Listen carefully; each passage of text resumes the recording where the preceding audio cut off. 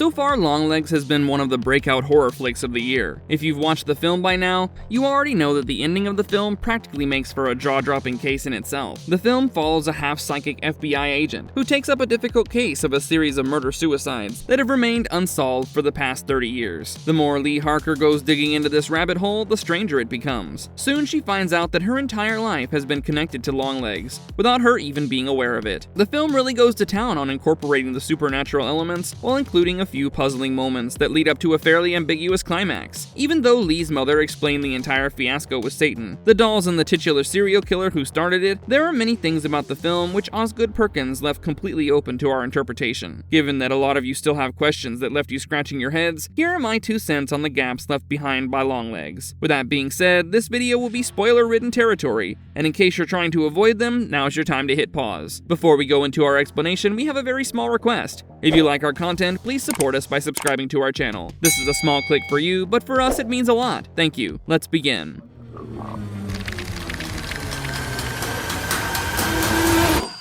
Longlegs ends in the most bizarre way possible. I love how I went into the theater expecting a serial killer's ascension to insanity, and came out realizing how Longlegs is actually a story about deadly family secrets. Believe it or not, Agent Lee Harker connecting the dots with Longlegs and her childhood to finally bring him in is actually not the highest point of the film. We're left speechless when Lee visits her mother Ruth and discovers a box filled with old Polaroid photos from her childhood. This is where it all finally starts coming together, as Lee realizes that these Polaroids are clear evidence of her connection with Longlegs, because the little girl she visited in the opening scene of the film was actually her. Although this was something she had forgotten about until now, it helps secure the arrest of the killer, and soon she finds herself interrogating him. During the questioning, Lee asks Longlegs who's helping him commit the murders. The real breakthrough comes in when Longlegs mentions Lee's mother before praising Satan and bashing his head to a bloody death. While Lee is understandably in shock, she still pursues one last lead behind Longlegs. Along with Agent Browning, Lee drives to her mother's house to ask her exactly why did a notorious killer take her name before killing himself. But the tables turn when Ruth shoots Browning, killing him instantly moments after they arrive, while Lee is trying to keep her composure and assure her mother that Longlegs was dead as a doornail. In response, Ruth shoots one of the killer's handcrafted life-size dolls that looks like Lee. Somehow this also affects Lee, as a weird black smoke emanates from behind the doll's head and hers, causing the FBI agent to lose consciousness. At this point, we learn exactly how Ruth was involved with Longlegs, as she explains it like a bedtime story. When Longlegs visited during Lee's childhood, he was going to kill her and feed her soul to Satan. But then Ruth struck a deal with him. So rather than allowing Lee to be taken by the devil, who was present in all the dolls that Longlegs made and would drive people to murder each other, Lee's mother promised to help him carry out Satan's work by delivering all these dolls to other families. Over the years, Longlegs basically lived in Ruth's basement, crafting these satanic dolls, which Ruth would then deliver to the families with a daughter, celebrating her birthday on the 14th of the month. Longlegs infused the orbs within these dolls and the essence of the devil that would activate once it came in contact with the family it was intended for. These dolls were all crafted to look like their daughters and were given under the ruse as a gift of the local church. Ruth disguised herself as a nun and told the families they had won the doll in a contest. The satanic power of the doll could also distract the daughters in each family by entrancing them, so they do not realize what's exactly happening until it's too late. Once the doll is inside the home, its influence starts to take hold, allowing the devil to corrupt the father's soul, ultimately driving them to kill their entire family. Lee's mom's part of the deal was simply to be there and watch all the deaths happen, and according to Ruth, this deal allowed Lee to grow up, unlike the little girls in the other families who met a brutal end. After all these revelations, the scene turns to an unconscious Lee, who wakes up in the basement and gets a message from a strange voice, reminding her that she was late for Ruby's birthday party, the daughter of her boss, Agent Carter. It takes her a moment to realize that Ruby was also born on the 14th and was the final murder Longlegs had planned to complete in his ritual, so she rushes to the house. Unfortunately, her mother gets there first with the doll, which means it's already too late to save the family,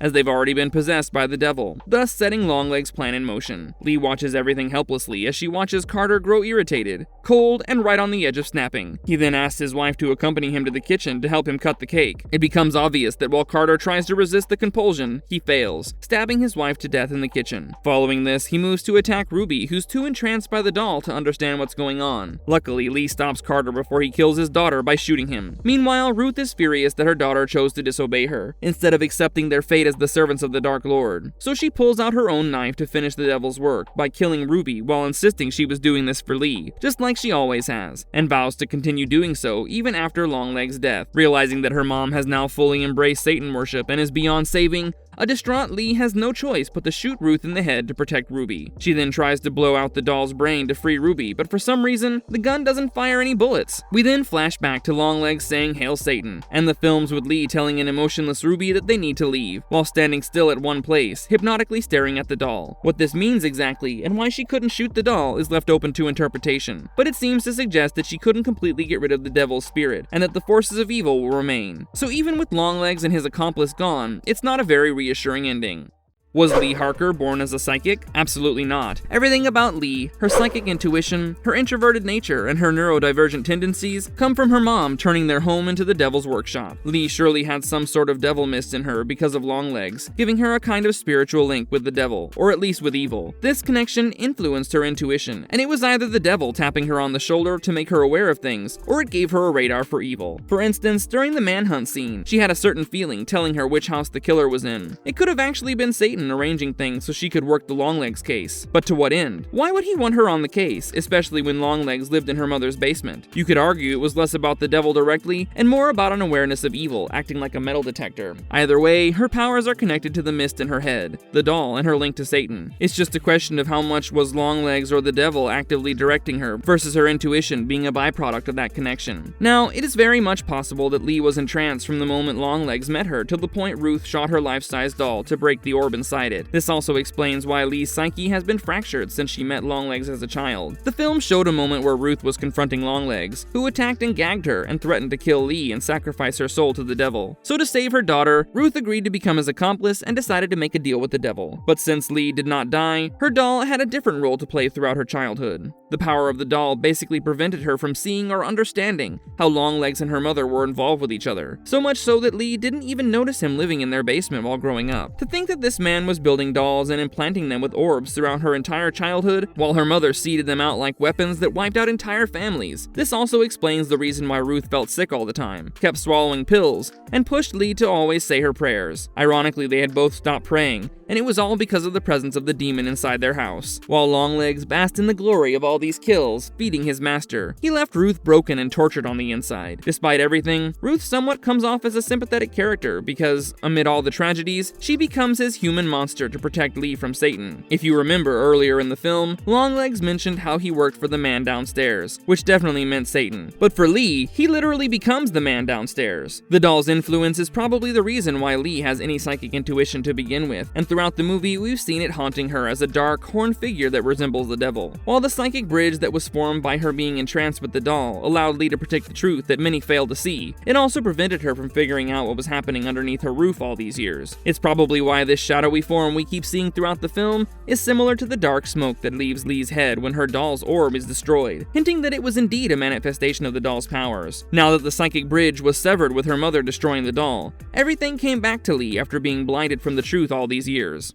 Why is it possible for Lee Harker to be the next agent of the devil? Given that the film ended on an open note where Agent Lee pretty much stood there, helplessly staring at Ruby's life-size doll after not being able to shoot it, there's a probability of various outcomes where Lee becomes the next Longlegs. It's more than possible for Lee's gun to run out of bullets at the worst time, and maybe she reloaded it again to shoot the doll down. But the chances of this happening is very rare. Firstly, because it brings us to a lame end to the fiasco, where it's probable for us to see the devil making a return to haunt Lee in other ways. But even then, that turns everything into a boring, predictable mess. Maybe Lee finds a way to break the orb, free Ruby, and solve the case, or the dark presence could have seized control of Lee, turning her into the new Longlegs. After all, her mind was a blank canvas. I think it's also possible for Lee to get possessed by the spirit of Longlegs himself. Everything at the end seems to be a plan well laid out before the devil-worshipping serial killer orchestrated his own death. Maybe he toyed with the last doll and led Lee to the path of overseeing everything, just the way he intended. So at the end, instead of being able to destroy the orb, Lee gets possessed by Longlegs, hence becoming him in the process. That also explains the Hail Satan cameo by the killer in the middle, right? While you guys might not see it that way, this ambiguity further ties into the film's title and the spider species it refers to, which somehow always seems to linger in someone's home, even if it may go unnoticed. There's a higher probability for Lee to be driven to harm Ruby herself due to the unseen conclusion of her potential corruption. With her psychic bridge being severed and her brain becoming a blank canvas, Lee is now at her most vulnerable state, which makes her the perfect candidate for taking up the Longlegs mantle. This idea stems from Lee being seen as some kind of chosen one. Her earlier work with the FBI gave us a hint of her psychic abilities in identifying killers, even though it's unclear if these abilities existed before before or after her encounter with Longlegs as a child. I think Longlegs planned this all along. He wanted to groom her as an apprentice, and with the finale,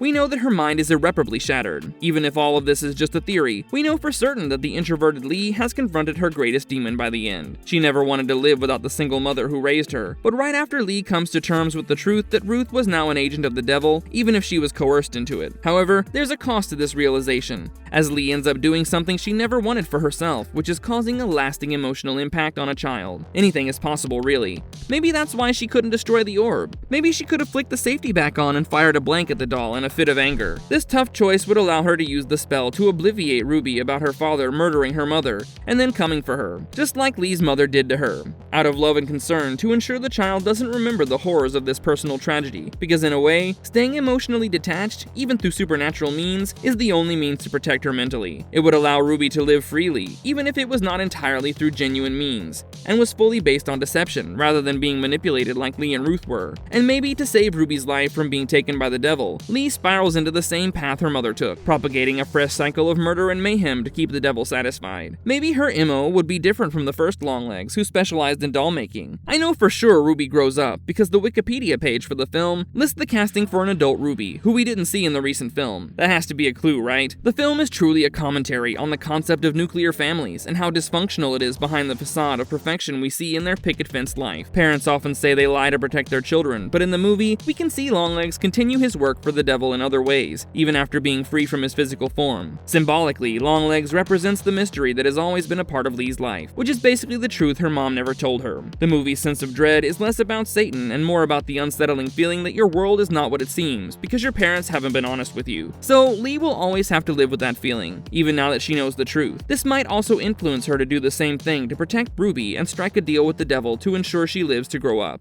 What is the devil's real plan? Honestly, even if there was a deeper plan, it doesn't seem like it was developed in a way that really mattered. Longlegs had his algorithm referenced in the book named 9 Circles of Hell, which does not seem to be a real book. You could argue that Longlegs, or Satan, is trying to bring about the prophecies from the book of Revelation, because Revelation talks about how Satan will be released from his prison and will go out to deceive the nations in the 4 corners of the earth. That sounds good for the devil, except that it also says how Satan will be thrown into the lake of burning sulfur, where the beast and the false prophet have been thrown. They will be tormented day and night forever and ever. Revelation ends with a new heaven and a new earth, where God himself will be with the people. So bringing about Revelation does not really seem to be in the devil's best interest. According to Oz Perkins, the supernatural was just a hook for the audience and a formal exercise for him, rather than being the main point of the story. So I wouldn't read too much into it. But even then, the ending of Longlegs highlights what makes the horror movie so chilling, which is the idea of what evil really looks like. It truly shocks everyone when Longlegs is caught early in the film, because all of us expected him to execute some grand satanic plan. However, as the director explained, that was not how the devil actually worked. Perkins pointed out that in his mind, the devil's end goal was not world domination, as he's too playful to take such a direct route to evil. Instead, he's more likely to enjoy and take pleasure in the pain and suffering of human beings. In a way, seeing the devil from Perkins' perspective makes its actions in Longlegs much clearer, because each murder followed a specific pattern, and instead of Longlegs killing his victims himself, he used satanic magic to target families, forcing the husband or father to murder his family before taking his own life. Maybe this was part of the devil's plan that worked on smaller, but arguably much more evil ways, to torment and destroy one family, or even just one person. In this way, we understand that the devil actually still wins in the end. At the end of Longlegs, after Lee is forced to kill her mother, on the surface, it seems she won and managed to save the next would-be victim. However, given all the hints that Oz Perkins left for us in his interviews, it suggests that Lee was the devil's primary target and victim all along. Not everyone will believe in the devil, but the movie remains relevant by showing that sometimes the most palpable evil operates more intimately than ambitiously. With that being said, what do you guys think about the theory about Lee Harker becoming the next Longlegs? Let us know in the comments below. And if you liked our content, don't forget to leave a like and subscribe to us if you haven't already. Have a good one and be safe. Thanks everyone!